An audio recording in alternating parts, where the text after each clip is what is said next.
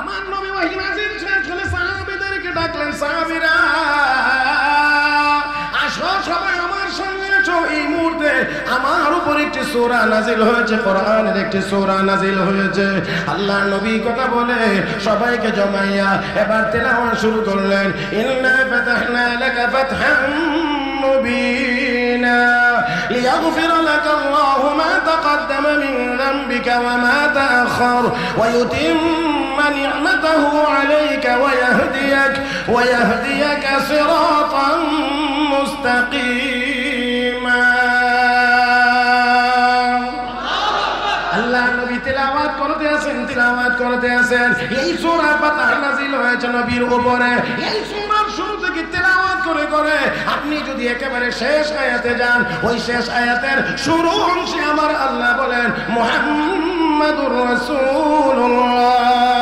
ও আমার বন্ধুর সাহাবীরা, 10 বছর মেয়াদি কাগজে রাসূলুল্লাহ শব্দটা রাখতে না পারার কারণে, কাফেরদের আপত্তির কারণে, কেটে দেওয়ার কারণে তোমাদের মনে অনেক বড় ব্যথা, অনেক কষ্ট। না না, এই চুক্তি বহাল থাকলে কাগজে 10 বছর লেখা থাকবে। চুক্তি তো 2 বছরের বেশি ছিল না। 10 বছর মেয়াদি কাগজে রাসূলুল্লাহ শব্দটা না থাকার কারণে তোমাদের হৃদয়ে ব্যথা। না না না, ব্যথিত হওয়ার কোনো কারণ নাই। তারা 10 বছর মেয়াদি কাগজে রাখতে দিল না। আমি আল্লাহ চিরস্থায়ী কোরআনে আমার বন্ধুকে রাসূলুল্লাহ বলে ঘোষণা দিলাম। মা কানা মুহাম্মাদুন আবা আহাদিন মির রিজালিকুম ওয়ালাকিন রাসূলুল্লাহি ওয়া খাতামান নাবিয়্যিন।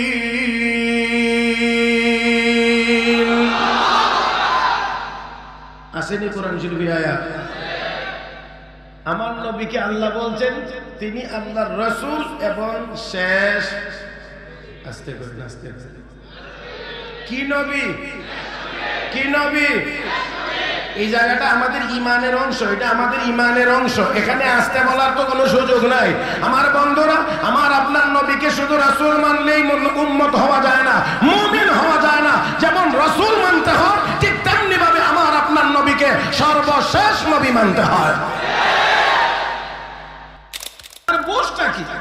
তোমার বুঝে না আসলে ইসলাম অচল হয়ে যাবে, ইসলামের বিধান অকার্যকর হয়ে যাবে, তা হতে পারে না। তোমার বুঝকে ইসলামের বিধানের সাথে মিলাইতে হবে।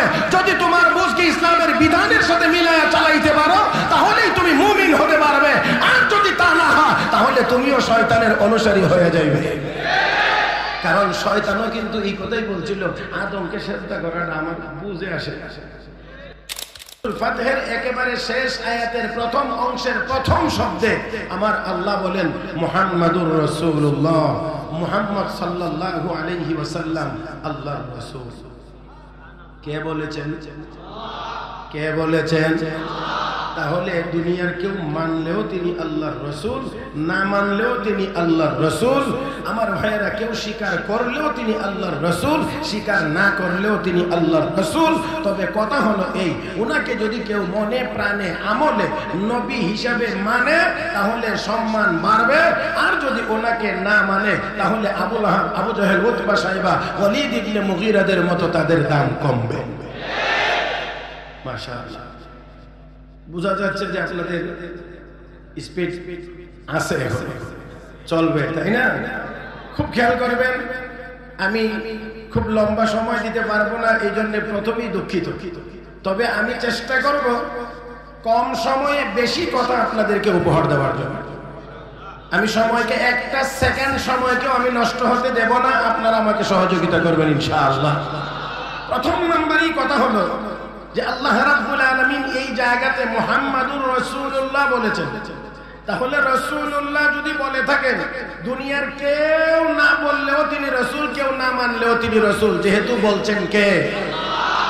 তাহলে আমি আরেকটি আয়াত তিলাওয়াত করি, আপনাদের একেবারে পরিচিত এবং জানা আয়াত। দেখেন, একটু শুনবেন। মা কানা মুহাম্মাদুন আবা আহাদিন মির রিজালিকুম ওয়ালাকিন রাসূলুল্লাহি ওয়া খাতামান নাবিয়্যিন।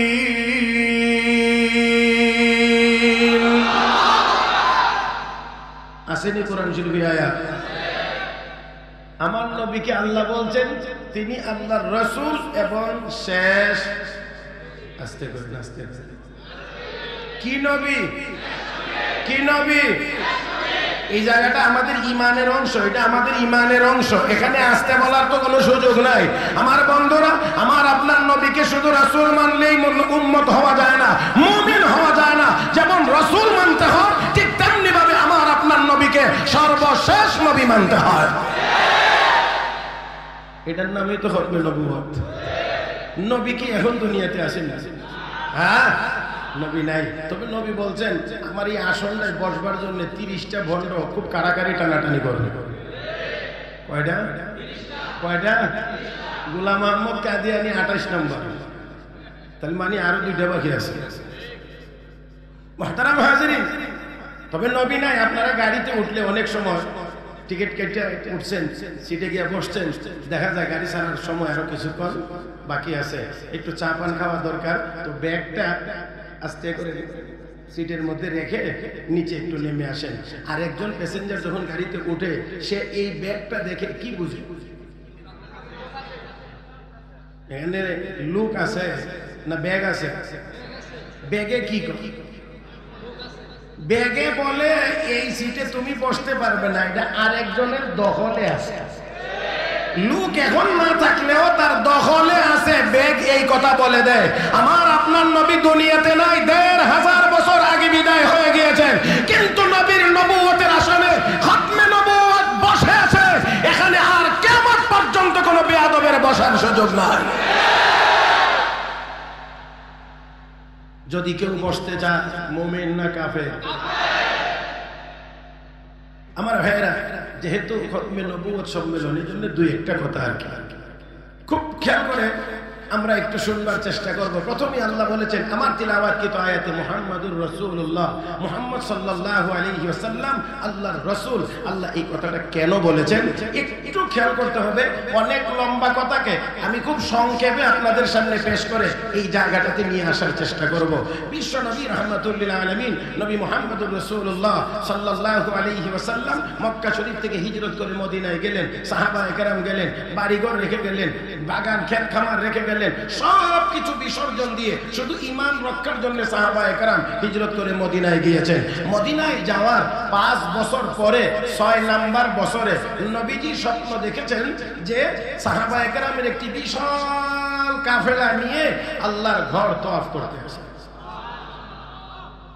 নবী সাহাবায়ে কেরামের সামনে বললেন, সাহাবীরা আমি তো স্বপ্ন দেখছি তোমাদের একটা বিশাল কাফেলা নিয়ে আমি আল্লাহর ঘর তওয়াফ করতে আসি, তওয়াফ করতে আসি। এই কথা বলা মাত্রই আমরা তো অনেক কথা সুবিধা হইলে বিশ্বাস করি, যদি আমার যুক্তিতে মিলে তাহলে বিশ্বাস করি। আল্লাহ হয় কোরআন ও হাদিসের কথা, তারপরে আমাদের সমাজের অনেক শিক্ষিতরা আমার বুঝে আসে না। আরে বেটা না দাম, তোর বুঝেই যদি সবকিছু আসতো তাহলে তো কোরআন নাজিলের দরকারই ছিল না, ওহী নাজিলেরই দরকার ছিল না। তোমার আমার বুঝ যেখানে গিয়ে শেষ হবে, কোরআন তো সেখান থেকে মাত্র শুরু হবে।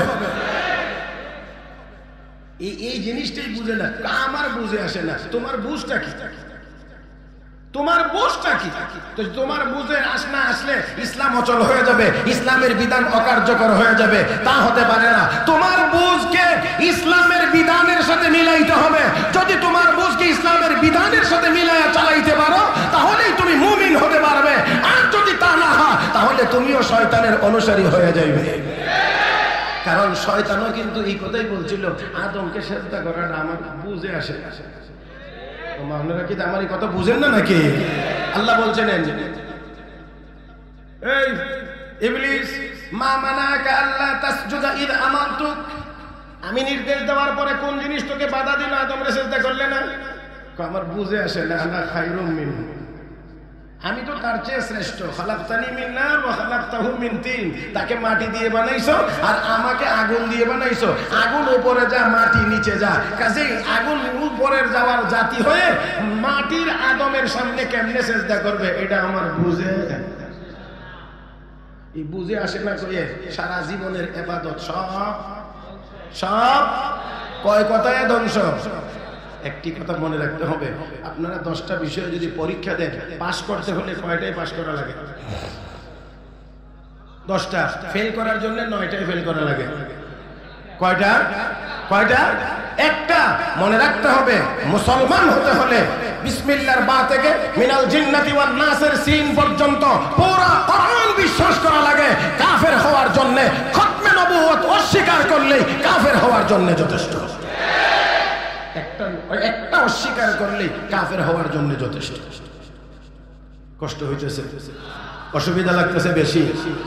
আসেন, নবী যেই মাত্র বললেন, সাহাবায়ে কেরামের বিশ্বাসের মধ্যে কোনো ত্রুটি ছিল না। সাথে সাথে প্রায় ১৫০০-এর মতো সাহাবায়ে কেরাম মক্কায় এসে আল্লাহর ঘর তওয়াফ করার জন্য, উমরা করার জন্য প্রস্তুত হয়ে গেছে। কারণ সাহাবায়ে কেরাম নবীর কথা শতবার বিশ্বাস করতেন। আমার কথা অবিশ্বাস হতে পারে, 1000 বার হতে পারে, কিন্তু নবীর কথা কখনোই অবিশ্বাসের মতো হতে পারে না। এটা অবশ্যই বিশ্বাসযোগ্য। ইহুদির সাথে নবীর লেনদেন ছিল। ইহুদির সাথে নবীর লেনদেন নির্দিষ্ট তারিখের আগে ইহুদি এসে বলছে, মুহাম্মদ জোরে কোন সাল্লাল্লাহু আলাইহি ওয়াসাল্লাম, আমার টাকা দাও। নবী বললেন, আজকে তো টাকা দেওয়ার কথা না। না, আজকে দেওয়ার কথা। নবী বলেন, না, দেখো আরো 2 দিন পরে দেওয়ার কথা। ইহুদি বলে, না, আজকে দেওয়ার কথা। এমনি মুহূর্তে নবীর একজন সাহাবী, নাম তার খুজাইমা বিন সাবিত রাদিয়াল্লাহু তাআলা আনহু, সামনে গিয়ে দাঁড়িয়ে বলেন, রে ইহুদি, তুই মিথ্যাবাদী, আমার নবী হলেন সত্যবাদী। বিশ্বনবী আবার জিজ্ঞেস করেন, রে খুজাইমা, ইহুদির সাথে যখন আমার লেনদেন হয়েছিল তখন তুমি আমার সামনে ছিলে না, না থেকেও তুমি কেমনে সাক্ষী দিতে পারলা? নবীর সাহাবী বলেন, ইয়া রাসূলুল্লাহ, ইয়া হাবিবাল্লাহ, ওগো নবীজি, আপনার দরবারে বসে থাকি, মুহূর্তের ভিতরে আরশে আজিম থেকে আপনার কাছে সংবাদ আসে, আর আপনি আমাদেরকে বলেন এটা যদি বিশ্বাস করতে পারি অবশ্যই আপনি এই লেনদেনের ক্ষেত্রে সত্যবাদী। বলতে আমার কোনো দ্বিধা নাই, বলতে আমার কোনো দ্বিধা নাই। আমার নবীর সাহাবী যখন বললেন অবশ্যই এটাও আমি বিশ্বাস করি, আমার নবী বলেন, রে সাহাবী, আমার প্রতি তোর এত অগাধ আস্থা এবং বিশ্বাস, আমি নবী তোকে খালি হাতে ফিরিয়ে দেব না, আমিও একটা পুরস্কার তোকে দিয়ে দিতে চাই। মান শাহিদা লাহু খুজাইমা ফাহুয়া লাহু হাসাবু। আল্লাহ নবী বলেন, যে কোনো মামলা মোকদ্দমায় সাক্ষী 2 জন লাগে, কিন্তু তুমি খুজাইমা একলা সাক্ষী দিলেই 2 জনের সমান হয়ে যাবে। তোমার একজনের সাক্ষী 2 জনের সমান। আল্লাহু আকবার, জোরে কোন তো একটু। আমি না বলছিলাম কোন দিকে চাইতে থাকতে? আমার দিকে। তো আপনারা কি আসেন এই জায়গাতে আসেন, না একটু ডাইন বাম হয়ে গেছেন ফাঁকে দিয়ে? হ্যাঁ, সময়টা একেবারেই সর্বোচ্চ কাজে লাগানোর জন্য আমি অনুরোধটা করেছিলাম। আসুন, কোন সাহাবায়ে কেরাম তো বিশ্বাস করেন, নবী বলছেন, সাথে সাথে রেডি। সাহাবায়ে কেরামের আগ্রহ দেখে আমার নবী নিজেও প্রস্তুত। ১৫০০-এর মতো সাহাবীকে নিয়ে আল্লাহর নবী উমরার উদ্দেশ্যে মক্কার দিকে রওনা করেছেন। যাইতে যাইতে যাইতে যাইতে যাইতে যাইতে একেবারে কাছাকাছি একটি জায়গা, নাম তার হুদাইবিয়া। এখানে গিয়ে আল্লাহর নবী তাঁবু টানাইলেন। কাফের বেঈমানদের পক্ষ থেকেও বাধাপ্রাপ্ত হলেন, মক্কায় যাইতে পারবেন না। বিশ্ব নবী রাহমাতুল্লাহ আলামিন সাহাবায়ে কেরামকে নিয়ে এবার বসলেন, বসে পরামর্শ করতে লাগলেন, আর বলতে লাগলেন, তারা হয়তো মনে করতেছে আমরা যুদ্ধ করার জন্য এসেছি, এই জন্য আমাদেরকে বাধা দিচ্ছে। আল্লাহর ঘর তওয়াফ করতে তো তারা কাউকে বাধা দেয় না, আমাদেরকেও দিবে না। তবে এই কথাটা তাদেরকে বুঝাইয়া বলতে হবে। কে যাবে মক্কা? প্রথমেই নবী নাম উল্লেখ করলেন, ওমর, তুমি আসো, তোমাকে যাইতে হবে মক্কা। হযরত ওমর দাঁড়াইলেন। হযরত ওমর দাঁড়াইলেন। যেই নামটা আপনারা শুনছেন, এই নামের লোকটা খুব নরম। আস্তে করেন কিন্তু, হ্যাঁ আস্তে করেন। এই নামের লোকটা খুব নরম না গরম? গরম। হযরত ওমর দাঁড়াইলেন, জি হ্যাঁ ইয়া রাসূলুল্লাহ, মক্কায় যাওয়ার জন্য আমি প্রস্তুত। নবী নির্দেশ দিয়েছেন, আমি যাওয়ার জন্য প্রস্তুত। তবে আপনার এই কথাটা আমাকে মক্কায় যাইতে হবে, এটা কি চূড়ান্ত সিদ্ধান্ত নাকি নবী আপনার পরামর্শ? যদি পরামর্শ হয় তাহলে আমার 2টা কথা আছে, আর যদি চূড়ান্ত সিদ্ধান্ত হয়, নবীর সিদ্ধান্ত মানার জন্য ওমর প্রস্তুত। এবার গর্দান থাকলে থাকবে, না থাকলে না থাকবে। নবী কয়, না ওমর, চূড়ান্ত সিদ্ধান্ত না, এটা পরামর্শ, তোমার কথা থাকলে বলো। কয়, ইয়া রাসূলুল্লাহ, দয়া করে আমাকে মক্কায় পাঠাবেন না, তার কারণ মক্কার মানুষ আমার উপরে সাংঘাতিক রকমের খেপা। আপনারা কি কথা বুঝেন কিনা জানি না। তারা সাংঘাতিক রকমের খেপা আমার উপরে। কারণ কি? কারণ আমাকে পাঠানো হয়েছিল নবী আপনার মাথা কেটে আনার জন্য। সেখানে আমি নিজেই আমার মাথা আপনার কদম মোবারকে বিক্রি করে দিয়েছি। এটা তো আপনারা সবাই জানেন, এটা তো আর গুণ শোনানোর কথা না। কাফের লিডারেরা বসে আছে, মাজমা করে বসে আছে যে ওমর গেছে মুহাম্মদের মাথা নিয়ে আসবে, মুহাম্মদের মাথা নিয়ে আসবে, মুহাম্মদের মাথা নিয়ে আসবে। নাউজুবিল্লাহ একবারও বলবেন না আপনারা। মুসলমান, আমার আপনার নবীর হেফাজতের জিম্মাদার কে? আরো আসতে বলেন কে? ইয়া আইয়ুহার রাসূল বাল্লিগ মা উনজিলা ইলাইকা মির রাব্বিক ওয়া ইন লাম তাফআল ফামা বাল্লাগতা রিসালাতাহু ওয়াল্লাহু ইয়াসিমুকা মিনান নাস। নবীর হেফাজতের জিম্মাদার কে ছিলেন? ওমরকে পাঠায় তারা বড় খুশি। কিছুক্ষণ পরে আওয়াজ আসতেছে, ওমর এসে ভাষণ দিতেছে, এই আবু জাহেল, আবু লাহাব, উতবা সাহেবেরা কোথায়? শোনো, আমি খাত্তাবের ছেলে ওমর এখন থেকে মুহাম্মদের গোলাম হয়ে গেছে। এমন একটা ঘোষণা শুনবার জন্য তারা বসেছিল। এখন একটা কি হইলো, বললো কি আর করলো কি, বোঝা গেছে মুহাম্মদের জাদু ধরে নিছে। নাউজুবিল্লাহ, আসতে করে। হ্যাঁ, হুজুর আমি তো গেছিলাম মাথা কাটার জন্য, কিন্তু আমি তো মাথা না এনে আমার মাথায় আপনার কদমে কুরবানি দিয়ে আসলাম। এই জন্য তারা খেপা। নাম্বার 2, তারা সবাই হিজরত করছে গোপনে, আর আমি ওমর হিজরত করছিলাম প্রকাশ্যে। প্রকাশ্যে কাবাঘর তওয়াফ করে, নামাজ পড়ে, দোয়া করে যাওয়ার আগে আবার ডাকে, এই মক্কার লিডারেরা কোথায় রে? এই মক্কার নেতারা কোথায়? মুহাম্মদুর রাসূলুল্লাহর নির্দেশে আমি হিজরত করে মদিনায় যাচ্ছি। কোন বাপের বেটা থাকলে আমারে আটকা। সামনে কেউ যায় না, তবে না গেলেও এমন ঘোষণা শোনার পরে যদি কেউ নাও যায়, তারপরে তো ভিতরে ভিতরে খুব আছে না নাই। এই জন্য হযরত ওমরকে, ইয়া রাসূলুল্লাহ দয়া করে আমাকে পাঠায়েন না, উসমানকে পাঠায় দেন। কাকে?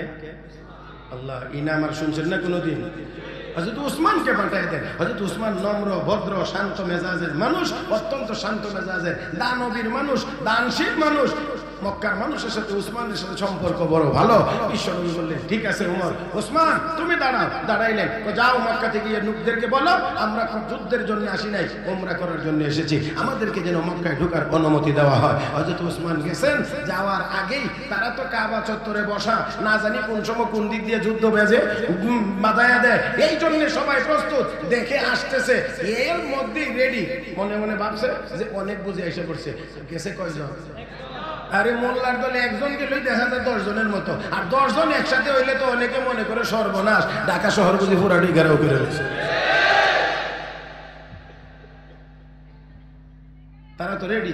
কিছুক্ষণের মধ্যেই রেঞ্জের ভিতরে যখন আসছে, তাকায় দেখে একজন।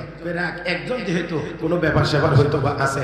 আরো যখন কাছে এসেছে, এবার তরবারি যাদের উপরে ছিল তাদেরটাও নিচে নেমে গেছে, যারাটা নামে না তাদেরটাও নামাইতে অন্যরা চিন্তা ভাবনা শুরু করেছে। এই তরবারি নামা, সিনস লোকটাকে, ওনার নাম উসমান, পরোটা ডাই যে খাইছিলে মনে নেই? আমার কথা কি বুঝতে অসুবিধা হয় নাকি? কারণ তাদের পেটের ভিতরে হযরত উসমানের ডাইল পরোটা। এবার হযরত উসমান গেছেন। এবার একটা কথা আসতেছে খুবই গুরুত্বপূর্ণ, খুব খেয়াল করে শুনবেন। হযরত উসমান গেলে মক্কার লোকজন সবাই স্বাগত জানিয়েছে। উসমান তুমি আসছো, খুব ভালো হয়েছে। মানে এই কথার ভিতরেই যেন ওই কথাটা আছে, ওমর যে আইছে না এটা ভালো হয়েছে। কথা ঠিক না?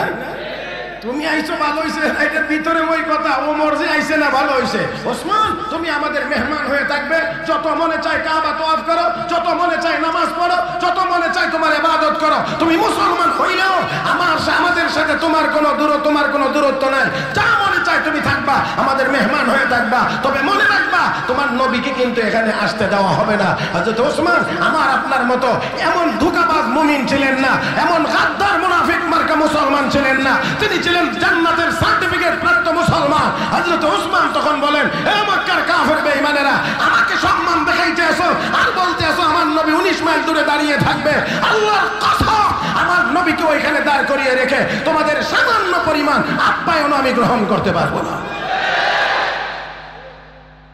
এটা হলো মহব্বতের নমুনা। আর আমরা তো মাশাআল্লাহ রবিউল আউয়াল এলে মহব্বতে নারাজ।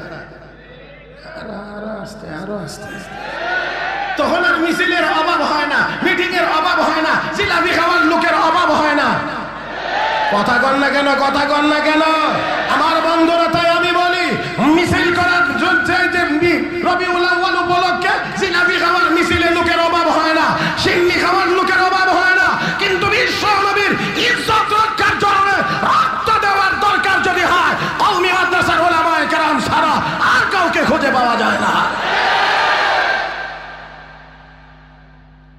আল্লাহ আমাদের সবাইকে বোঝার তৌফিক দান করুন। মুহতারাম হাজিরিন, বাকি একটা ছোট্ট কথা না বললেই হয়, বেশি কষ্ট হবে না তো। লাইলির জন্য মজনু খুব পাগল, এটা তো সবাই জানে। এটা একেবারে এটার জন্য কোনো মৌলবি হওয়া লাগে না, আরো বেশি জানে। লাইলির জন্য মজনু এত পাগল, দিন রাত শুধু লাইলি লাইলি লাইলি লাইলি লাইলি লাইলি লাইলি লাইলি লাইলি যাবে।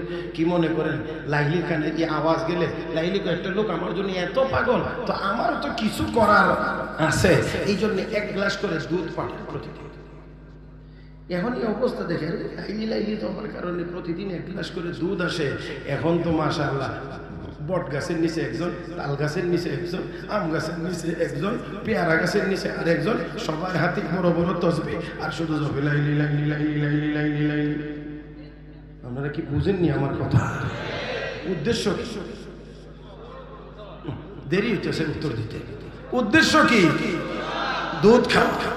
এবার দুধ তো এখানেই যায়, আসল মজনু পর্যন্ত যায় না। লাইলির কানে আওয়াজ চলে গেছে, ঠিক আছে এবার পরীক্ষা হয়ে যাবে কে আসল আর কে নকল। আমার বন্ধুরা, তাই আসল লক্ষ্য করে দেখি।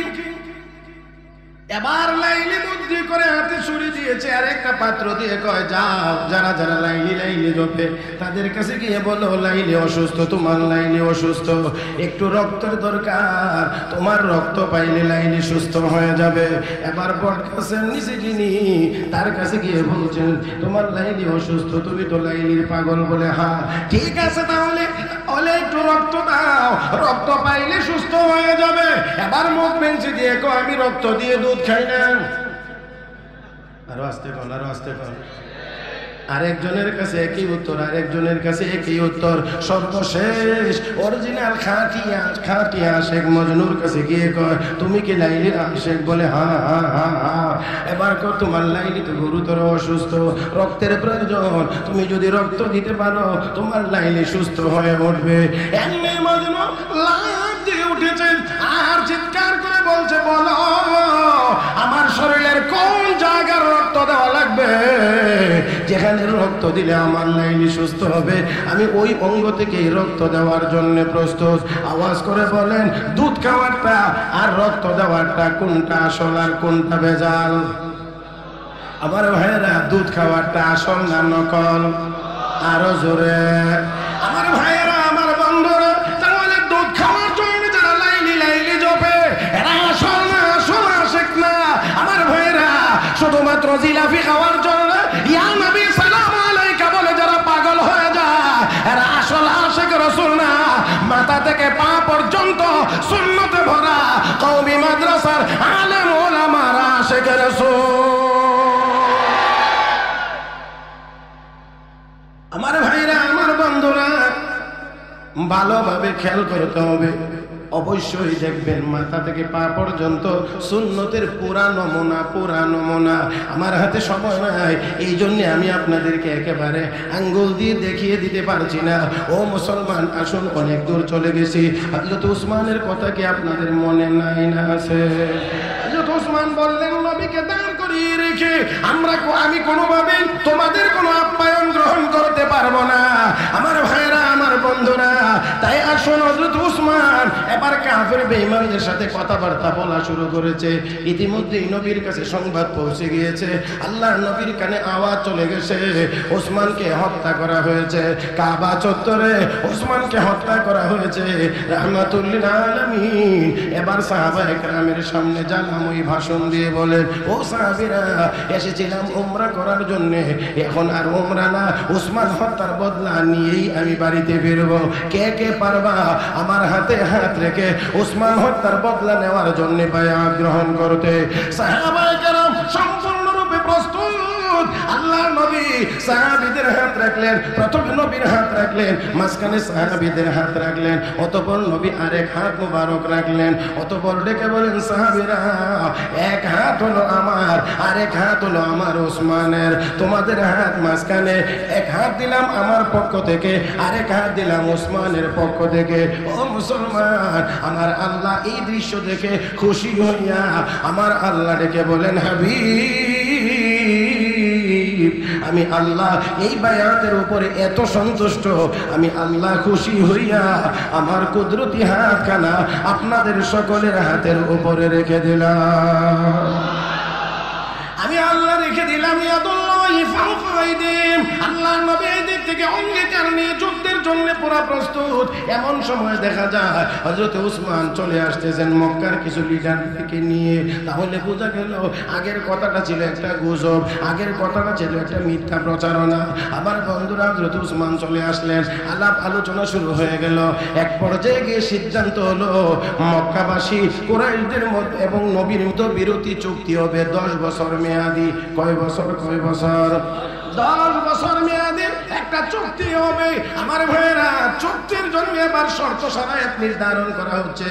যতগুলো শর্ত নির্ধারণ করা হচ্ছে সবগুলো মুসলমানদের উল্টা, কাফেরদের পক্ষে বাহ্যিকভাবে দেখা যায়, কিন্তু নবী সবগুলোই মেনে নিতে আছেন। সাহাবায়ে কেরাম ভিতরে ভিতরে অত্যন্ত ক্ষুব্ধ হইতে আছেন, রাগান্বিত আর উত্তেজিত হইতে আছেন।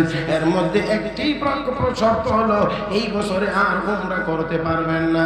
সাহাবীরা এসেছেন উমরা করার জন্য, আর প্রথম শর্তই হলো উমরা করতে পারবেন না। আল্লাহর নবীর সাহাবীরা মেনে নিতে বড় কষ্ট।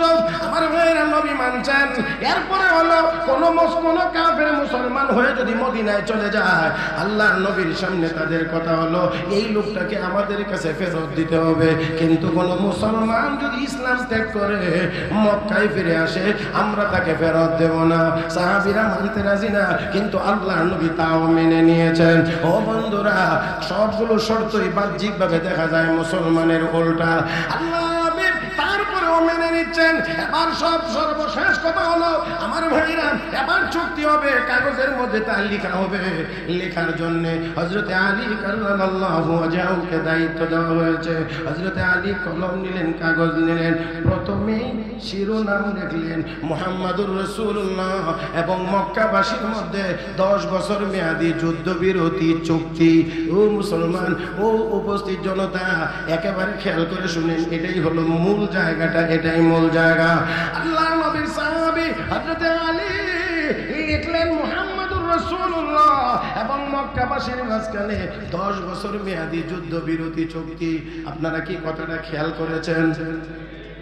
হযরত আলী লিখছেন মুহাম্মাদুর রাসূলুল্লাহ এবং মক্কাবাসীর মধ্যে 10 বছর মেয়াদী যুদ্ধবিরতি চুক্তি। এমনি এক কাফের লিডার দাঁড়িয়ে কয়, আলী বলে কি, শোনো, তোমাদের মুহাম্মদকে আমরা রাসূলুল্লাহ মানি না বলেই তো এত দ্বন্দ্ব। এ ভাই, একেবারে মনোযোগটা সম্পূর্ণ এই দিকে করে কথাগুলো শুনেন এই মুহূর্তে। আলী, তোমাদের মুহাম্মদকে আমরা রাসূলুল্লাহ মানি না বলেই তো এত দ্বন্দ্ব। সব দ্বন্দ্বই তো হলো রাসূলুল্লাহ নিয়ে। তো তুমি দিলেছো মুহাম্মাদুর রাসূলুল্লাহ এবং মক্কাবাসীর মধ্যে এই রাসূলুল্লাহ শব্দটা কাটো, লেখো মুহাম্মদ ইবনে আব্দুল্লাহ, আব্দুল্লাহর ছেলে মুহাম্মদ এবং মক্কাবাসীর মধ্যে 10 বছর মেয়াদী চুক্তি। হযরতে আলী আপনাদের জানার মতে খুব ঠান্ডা মানুষ, খুব দুর্বল মানুষ। হযরত আলী কি বলিস? আলীর কলম দিয়ে রাসূলুল্লাহ লেখা হয়েছে। আলীর গর্দান মরে যাইতে পারে, কিন্তু আলীর কলম দিয়ে রাসূলুল্লাহ শব্দ কোনোদিন কাটতে পারে না। আপনাদের কি মনে হয় চুক্তি হবে আর না এখানেই শেষ? আর তো চুক্তি হওয়ারই কোনো সুযোগ দেখা যায় না। বিশ্ব নবী বুঝতে পারলেন আলী তো কাটবে না। নবী কয়, আলী কোন জায়গায় রাসূলুল্লাহ শব্দটা লেখা আছে এই জায়গাটা আমাকে দেখায় দাও, কলমটা আমার হাতে দাও, আমি নিজে কেটে দেব। এতক্ষণের চুক্তি যাই ছিল পক্ষে বিপক্ষে সাহাবায়ে কেরাম যেমনই মানছেন, মনে কষ্ট থাকার পরেও এই জায়গাটা মেনে নেওয়ার মতো না। কারণ যাও, এই কাগজটার মধ্যে লেখা হয়েছিল মুহাম্মাদুর রাসূলুল্লাহ, এখানেও রাসূলুল্লাহ শব্দটি থাকতে দিল না, কাটতে হয়েছে। সাহাবায়ে কেরাম মানতে কোনোভাবেই রাজি না, বরদাস্তই করতে পারতেছিলেন না। চুক্তি হয়ে গিয়েছে, সই স্বাক্ষর হয়ে গেছে। আমার ভাইয়েরা নবী নির্দেশ দিলেন, সাহাবীরা মদিনায় যাওয়ার জন্য প্রস্তুতি গ্রহণ করো, মাথার চুল ফলাইয়া ইহরাম থেকে বের হয়ে যাও, ইহরাম খুলে ফেলো। সাহাবায়ে কেরাম যে যেখানে সেখানেই বসা, কেউ চুল ফলায় না। বিশ্ব নবী অস্থির হয়ে গেলেন, একবার তাঁবুর ভিতরে যান, আবার বাহিরে আসেন, আবার ভিতরে যান। এই সফরে উম্মুল মুমিনিন হযরত উম্মে সালমা রাদিয়াল্লাহু তাআলা আনহা ছিলেন। জিজ্ঞেস করেন, ইয়া রাসূলুল্লাহ, আপনি এত অস্থির কেন? আমি নির্দেশ দিলাম, আর আমার নির্দেশ অমান্য করে তারা মাথার চুল ফলায় না। নবীর নির্দেশ এইভাবে অমান্য করার কারণে না জানি আমার সাহাবীদের উপরে কোনো আযাব নাযিল হয়ে যায়, এই জন্য আমি পেরেশান। হযরত উম্মে সালমা বলেন, তারা ব্যথিত, এই জন্য আপনি এভাবে নির্দেশ না দিয়ে ইয়া রাসূলুল্লাহ একটা কাজ করেন। বলে কি? আপনার মাথার চুলগুলো আগে ফেলে দেন। নবীকে বড় চমৎকার পরামর্শ দিচ্ছ। নবী সাথে সাথে কি নিজের চুল ফালাইতে শুরু করলে সাহাবায়ে কেরাম আর অভিমান করে থাকা যায় না। নবীর মাথায় চুল নাই, আমরার মাথায় কেমনে চুল থাকে? কথা কয় না, কথা কয় না, কথা কয় না। নবীর মাথায় চুল নাই, আপনার মাথায় চুল কেমন করে থাকবে? নবীর এখনকার মুসলমানের স্লোগান, নবীর তোতাই দাঁড়িয়ে আছে, আমরা তোতাই থাকবে কেমনে? আল্লাহ, মনে হয় আমি কথাটা মানে বুঝাইয়া বলতে পারছি না আপনাদেরকে। অনেক মুসলমান মক্কা শরীফে হজ করতে যায়, হজের কাজ শেষ করে এবার মাথার চুল ফলাইয়া ইহরাম থেকে মানে বের হইতে হয়, ইহরাম খুলতে হয়। এখন মাথার চুল ফলাইতে গিয়ে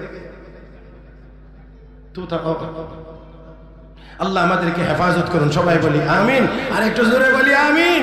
মুহতারাম হাজিরিন, এবার দেখেন আল্লাহর নবী নির্দেশ দিলেন, সাহাবীরা সবাই চুল ফলাইছে, ইহরাম থেকে বের হয়েছে, এবার মদিনায় যাওয়ার জন্য সবাই প্রস্তুত, বাহন প্রস্তুত, নবী নিজেও প্রস্তুত, উটের পিঠে সওয়ার হয়ে গেছে।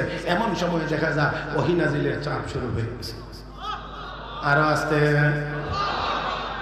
আল্লাহ নবী এবার নেমে গেলেন। দীর্ঘ সময় পর্যন্ত ওহী নাজিল চলছে।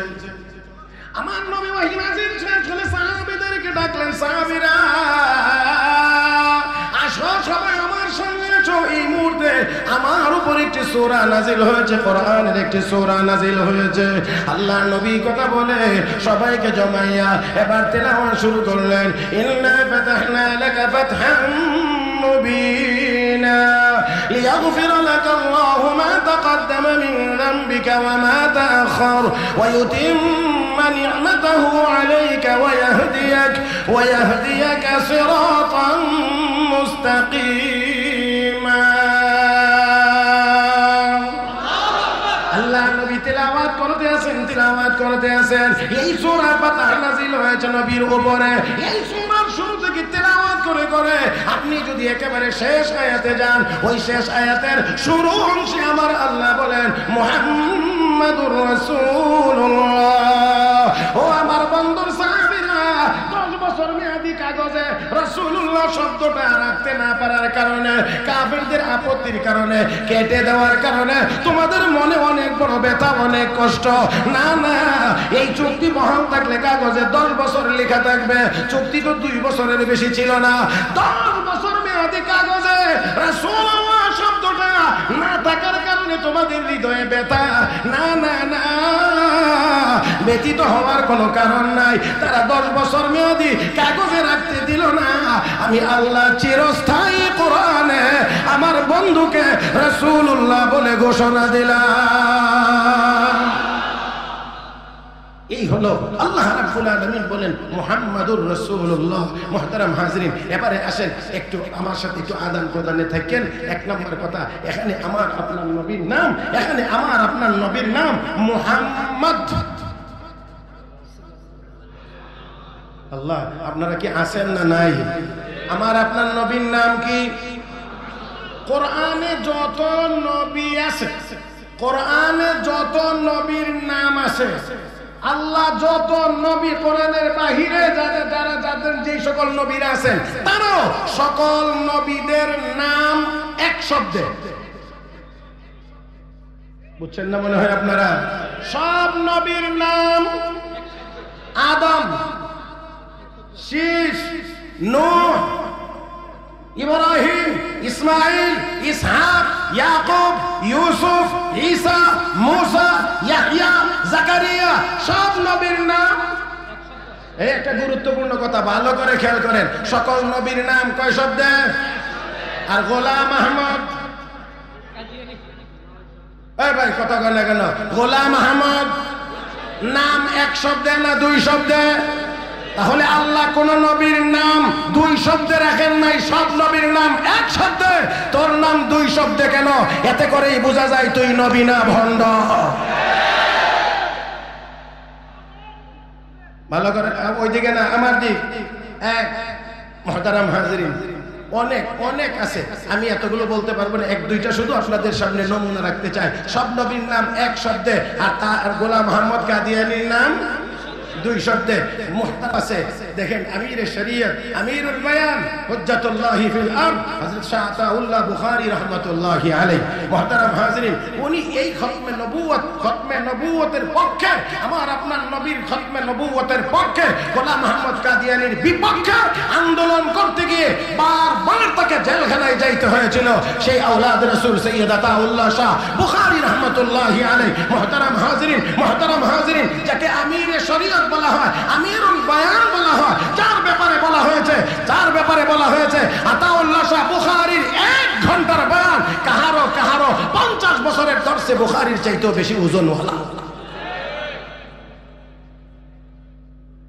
জেলখানাতে নেওয়া হয়েছে। বিচারকের আসনে যেই জালেম বসা ছিল, যেই পাপিষ্ট বসা ছিল, যেই লাল কুকুরটা বসা ছিল, ওনার বিচার কাজ চলাকালীন সময়ে ওই মির্জা গোলাম আহমদ কাদিয়ানীর ছেলে মির্জা বশিরকে সেই ইজলাসে হাজির করা হয়েছে। হাজির করে হযরত আতাউল্লাহ শাহ বুখারীকে শোনায় বলতে আছে, মির্জা বশির সাহেব, তোমার আব্বাজের নবী এই ব্যাপারে কোনো দলিল আছে? মির্জা বশির কয়, হ্যাঁ দলিল আছে। ও কি দলিল? মিন বা'দ ইসমুহু আহমদ, আমার আব্বা হলেন সেই আহমদ। কোরআনে ঈসা আলাইহিস সালাম বলছেন আমার পরে একজন নবী আসবে, সেই নবীর নাম আহমদ। আমরা জানি আমাদের নবীর নাম আকাশে আহমদ, জমিনে মুহাম্মদ। মুহতারাম হাজিরিন, তাহলে দেখেন যে সেই আহমদ হলো আমার বাবা গোলাম আহমদ। হযরত আতাউল্লাহ শাহ বুখারী রাহমাতুল্লাহি আলাইহি, উনি তো আর শিয়ালের মতো লেজ গুটাইয়া থাকার লোক না, উনি তো সিংহের মতো গর্জন দেওয়ার লোক। এই এখানে আরেকটু জোরে না বললে হয় না। আমার ভাইয়েরা, আমার বন্ধুরা, তিনি ওইখানে দাঁড়িয়ে বললেন, ওই বেয়াদব, তোর বাবার নাম গোলাম আহমদ, কোরআনে আল্লাহ বলছেন শুধু আহমদ। তো মিলল কেমনে? কোনা গোলাম বাদ, কেমনে বাদ? কই এমনি বাদ। আগে গোলাম আহমদ ছিল, এখন গোলাম বাদ দিয়ে দিছি, শুধু আহমদ বাকি আছে। কই এমনি বাদ দিলেই তো বাদ হয়? বলে হ্যাঁ। তাহলে তুই শোন জানোয়ার, আমার নাম আতাউল্লাহ, আমার নাম দুই শব্দ মিলে আতাউল্লাহ হয়। এখান থেকে আমিও এই মুহূর্তে আমার নামের প্রথম অংশটা আতা বাদ দিয়ে দিলাম, এখন আমি শুধু আল্লাহ বাকি আছি। তো আমি আল্লাহ বলছি, তোর বাপের মতো নালায়েক কুকুরকে আমি নবুয়তিও দেই নাই, তোর বাপ নবীও হতে পারে না।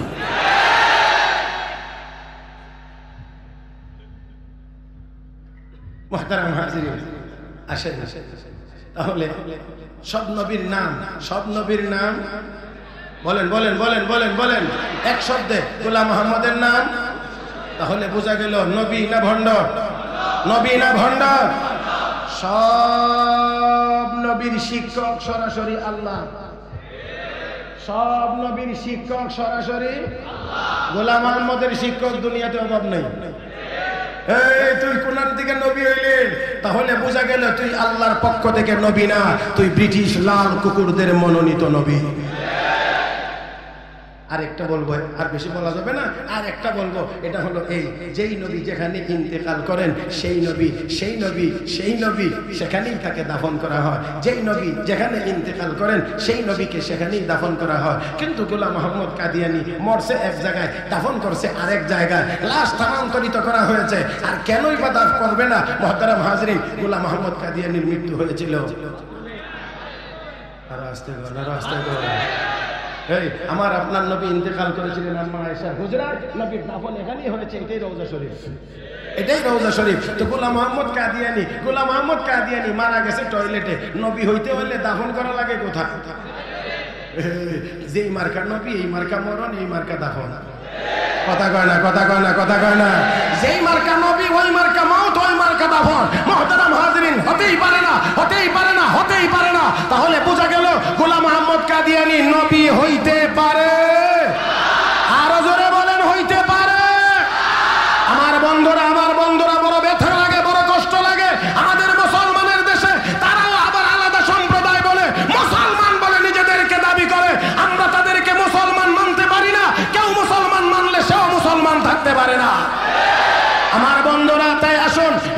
নয়, আমরা চাই এই খতমে নবুয়ত সম্মেলন থেকে এই প্রতিজ্ঞা, আমরা চাই এই আশা আমরা করতে পারি যে অবশ্যই অন্যান্য দেশে যেমন কাদিয়ানীদেরকে অমুসলিম ঘোষণা করা হয়েছে, এই বাংলাদেশেও তাদেরকে অমুসলিম ঘোষণা করা হোক।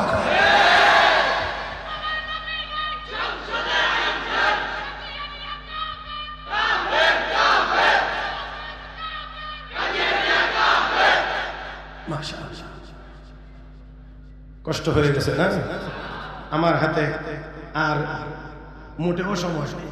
আমি যতটুকু বলে আসছিলাম যে বয়ান করবে এতক্ষণ, এটার পরেও যাইতে যাইতে যাইতে যাইতে যাইতে যাইতে একেবারে শেষটার পরেরটা চলতেছে এখন।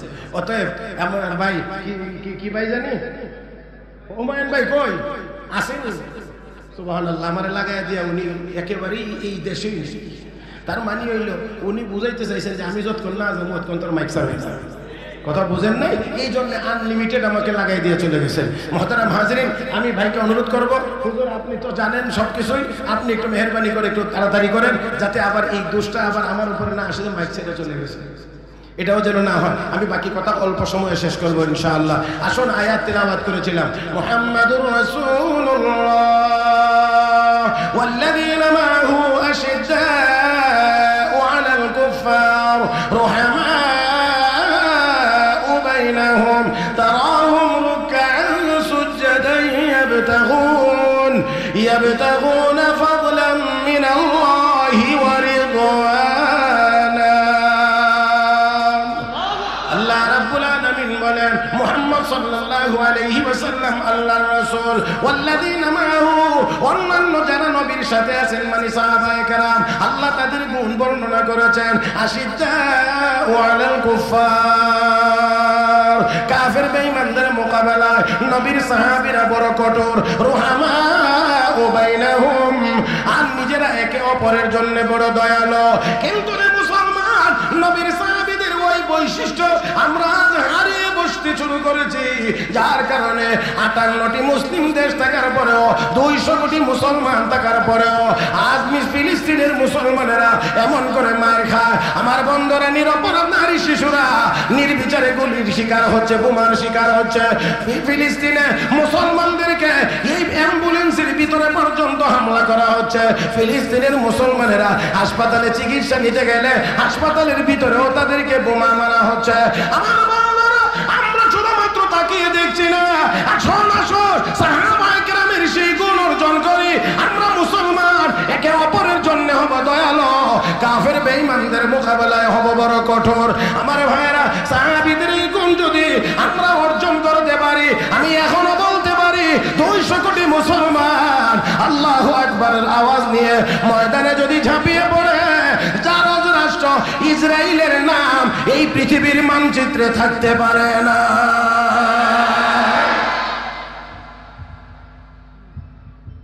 মুহতারাম হাজিরিন, আসুন, আমার শেষ কথা হলো, আল্লাহ রাব্বুল আলামিন নবীকে বলেছেন মুহাম্মদ সাল্লাল্লাহু আলাইহি সাল্লাম আল্লাহর রাসূল, আর সাহাবায়ে কেরামের গুণ বলতে গিয়ে বলেছেন, এক নাম্বার ওয়াল্লাযীনা মাআহু আশিদ্দাউ আলাল কুফফার রুহামাউ বাইনাহুম, নিজেদের বেলায় দয়ালু, কাফের বেঈমানদের মোকাবেলায় বড় তারা কঠোর। আর তারাহুম রুকআন সুজদা, নবী তাদেরকে আপনি দেখবেন তারা রুকু করে সেজদা করে। রুকু আর সেজদা নামাজের অঙ্গ, ওইটার অর্থ হলো তারা নামাজ পড়ে। ও মুসলমান, 3 নাম্বার হলো তারাহুম রুকআন সুজদা ইয়াবতাগুনা ফাদলান মিনাল্লাহি ওয়া রিদওয়ানা, তারা এই ইবাদত বندگির মাধ্যমে আল্লাহর সন্তুষ্টি কামনা করে। মুহতারাম হাজিরিন, খুব ভালো করে খেয়াল করেন যে আশিদ্দাউ আলাল কুফফার রুহামাউ বাইনাহুম, আয়াতের এই অংশ প্রমাণ করে সাহাবায়ে কেরামের ঈমান পাক্কা। আর তারাহুম রুকআন সুজদা, এই আয়াতের অংশ, এই অংশ প্রমাণ করে সাহাবায়ে কেরামের আমল পাক্কা। ইয়াবতাগুনা ফাদলান মিনাল্লাহি ওয়া রিদওয়ানা, এই অংশ প্রমাণ করে সাহাবায়ে কেরামের ইখলাসও পাক্কা। আমার ভাইয়েরা, যদি আমরা তা করতে পারি, সাহাবীদের মতো যদি আমরা আমাদের ঈমান পাক্কা করতে পারি, আমাদের আমল পাক্কা করতে পারি, আমরা যদি আমাদের ইখলাস পাক্কা করতে পারি, তাহলে এখনো আমাদের জন্য সোনালী দিন অপেক্ষা করছে। আরে মুসলমান, ওই সাহাবীরা তো ঈমান আর আমল আর ইখলাস নিয়েই তারা ময়দানে ঝাঁপিয়ে পড়েছিলেন, আর তারা বিজয়ী হয়েছিলেন। আমার বন্ধুরা, আমি শেষবারের মতো বলছি, আমরাও যদি সেই ঈমানওয়ালা, ইখলাসওয়ালা, আমলওয়ালা হতে পারি, তাহলে আমরাও তাদের মতোই আমরাও বিজয়ী হতে পারবো। আরে মুসলমান, আমরা তো নদী পার হয়েছিলাম নামাজের মুসল্লার উপরে বসে। আমরা তো ওই মুসলমান নদীর নামে চিঠি লিখলে নদীতে জোয়ার আসতো।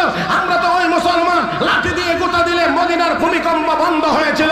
আমরা তো ওই মুসলমান যুদ্ধের ময়দানে মেসমাক দেখে আমরা বিজয়ী হয়েছি। আমরা ওই মুসলমান যুদ্ধের গোড়া রাতের অন্ধকারে তাজরা নদীর উপর দিয়ে দৌড়িয়েছি। আমরা ওই মুসলমান আল্লাহু আকবার বলে বাতিলের মাসনাদ ভেঙে চুরমার করে দিয়েছি। সেই মুসলমান 200 কোটি মুসলমান 80 লাখ ইহুদির সামনে মাথা নত করার জাতি হতে পারে না।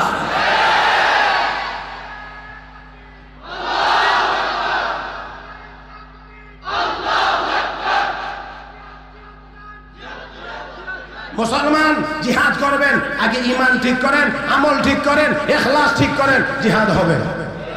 জোরে বলেন ঠিক কিনা? আমরা বলি আমরা দাবি করি ফিলিস্তিনের মুসলমানদের পক্ষে আমাদের 58টি মুসলিম দেশ দাঁড়াবে। আমাদের মুসলিম সরকারেরা তাদের পাশে দাঁড়িয়ে ইহুদি খ্রিস্টানদের সবগুলো অন্যায্য কাজের প্রতিবাদ করবে। তারা যদি কথায় রাজি না হয়, সর্বশেষ প্রয়োজন হলে আবার যুদ্ধের ডাক দেওয়া হবে। পৃথিবীর মুসলমান আবার যুদ্ধের ময়দানে ঝাঁপিয়ে পড়বে। প্রয়োজন হলে আবার বদর কায়েম হবে, আবার উহুদ কায়েম হবে। আল্লাহ রাব্বুল আলামিন আমাদের সবাইকে কথাগুলো বুঝবার এবং আমল করবার তৌফিক দান করেন।